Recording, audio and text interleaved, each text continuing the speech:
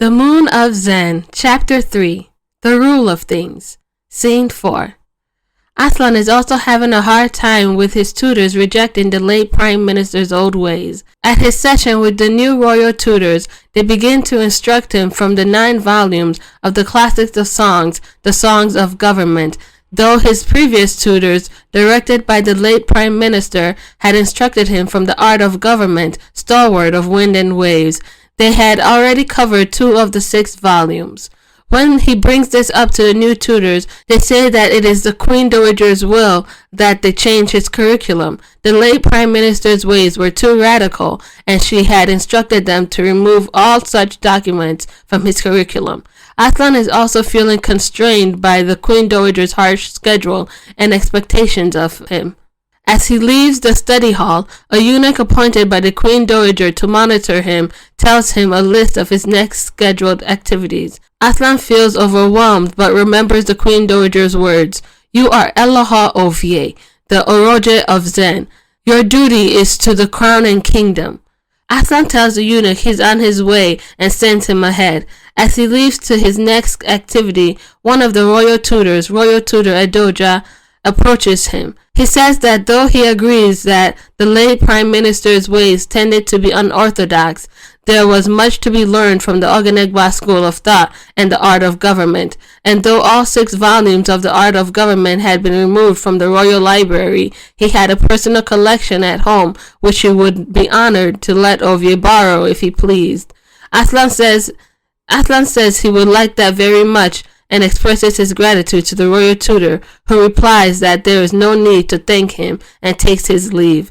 As he watches the man go, Aslan asks Iroro if he sent someone to check on Prince Itiga.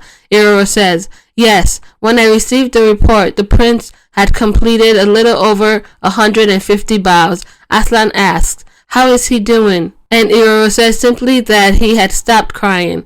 Aslan says, completing 400 bows will be punishing to his knees, so Iroro makes sure the royal physicians are ready to see to him as soon as he is finished, and make sure he has a proper meal delivered to him.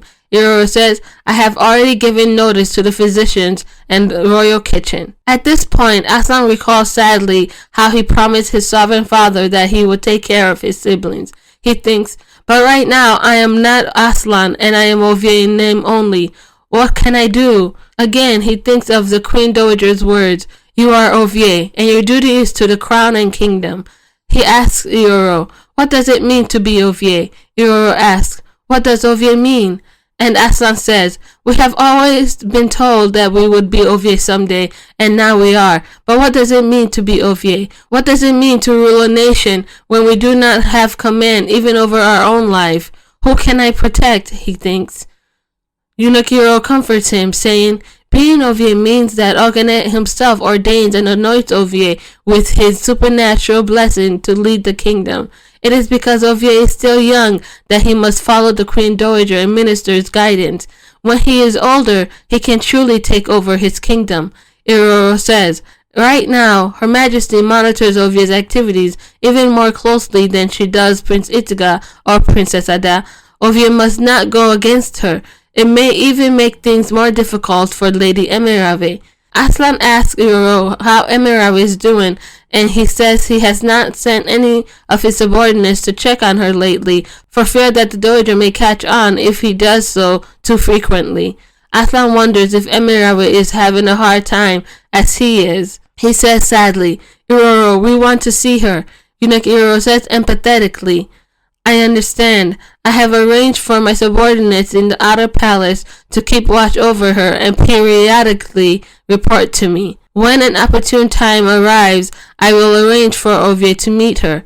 Aslan asks expectantly, How is she doing? There's an uneasy silence.